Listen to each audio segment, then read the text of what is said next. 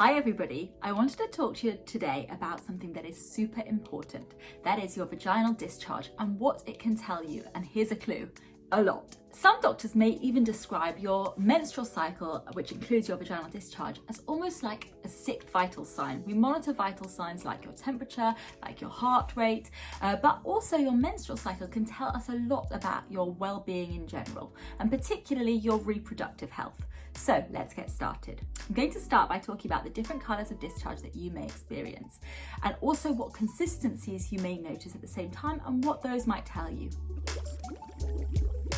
Let's start with clear discharge. Now this is your kind of standard discharge, which you'll probably see most of your life. The clear discharge will vary during the menstrual cycle. So what you might notice is just after you finish your period, you'll start to have a clear discharge, which might be quite kind of sticky in consistency. And as you go towards when you ovulate, that discharge will change again and it will become like what we call an egg white discharge, which means it's clear, but it's also quite gloopy, and you can almost stretch it. And the really important quality of that discharge is it means it's helpful for the sperm to move through and in order to aid fertilization. So that's a good sign when you see that discharge coming, that you are likely to be ovulating in the next couple of days.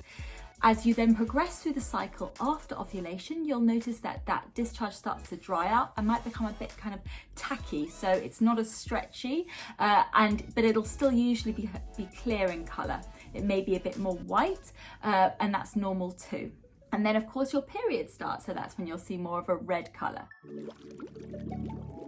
Moving on to the next type of discharge is white discharge. As I've already mentioned, it's a normal part of the female menstrual cycle to see white discharge at certain times. You may also notice it if you're pregnant. In the third trimester especially, it's normal to release quite a lot of white discharge. Now the white comes from the white blood cells as well that are in the vagina and help to maintain a barrier against infection in the vagina. So the really clever thing about the vagina is it's actually a self-cleaning organ.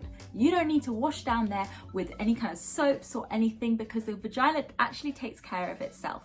It has these white blood cells which fight infection, and it also releases this discharge which helps to get rid of any kind of bacteria, viruses, anything which might come into that environment. It gets stuck in the discharge and then gets shed out. So that's actually why you have that discharge at all. So white discharge is quite normal at certain times, and even more so towards the end of pregnancy because it's stimulated by estrogen, which will increase the amount of discharge that you might see.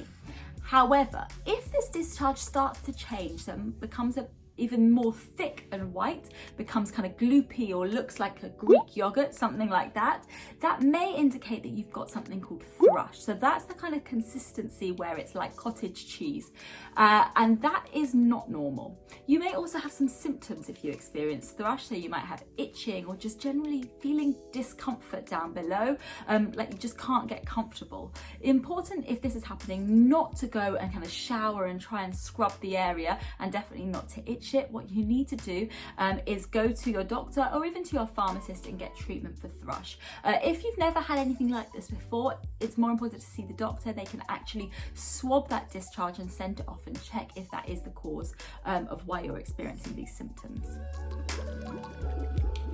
Moving on, the next type of discharge that I wanted to talk about is yellow or green discharge. Now, this is not good. This is never normal to have yellow or green discharge and usually indicates that you have an infection.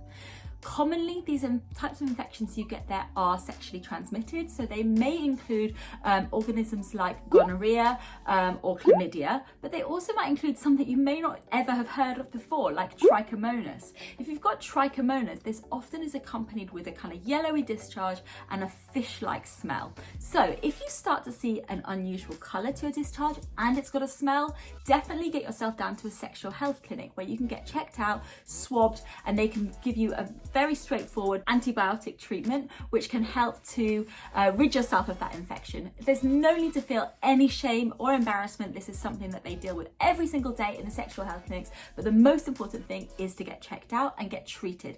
If these sexually transmitted infections are left untreated, that can actually cause long-term problems for you because the infection can ascend up the genital tract. It can cause things like adhesions, give you problems with pain in the future, pain during intercourse, menopause, and even affect fertility if it causes pelvic inflammatory disease. So you really want to get on top of it as early as possible. The next type of discharge that I want to discuss is if you see a kind of grey or white watery discharge. Now, this grey watery discharge can indicate that you've got an infection called bacterial vaginosis.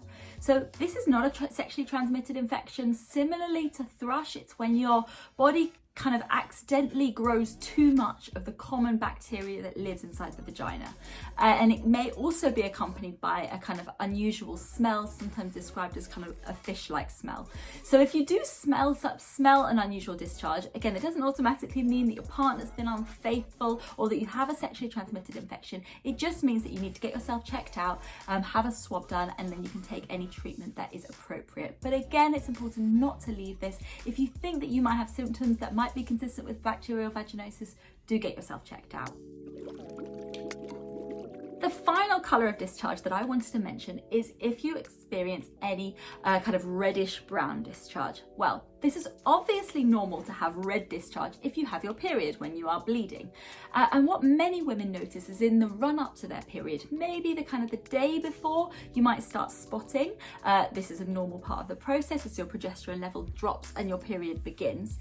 And also at the end of your period, the last few days, you may notice the blood turns to more like a brown colour. This is because at the end, as there's less blood kind of volume moving through the vagina, and it starts to kind of dry up and doesn't move as quickly, it turns into a brown colour, which is more like kind of clotted, congealed blood. Again, normal for the end of the cycle. However, if you do experience red blood-stained discharge other times in your cycle, so for example after intercourse or just randomly spotting through the month, this is not normal. It can occasionally happen with certain types of contraception, but it's really important to still get it checked out. Make sure your doctor can check you over, rule out any other causes which may be leading to unusual bleeding for you. And once those are ruled out, they may reassure you and say this is just a bit of spotting, it's normal. But we cannot always assume that there's no underlying cause, and infections can cause you to have abnormal bleeding, but also things like cervical cancer. So if you experience these symptoms, again, do get checked out. So I really hope that was a useful video for you, just a run through of some common different colours and consistencies of vaginal discharge and what that might mean for you. Bye!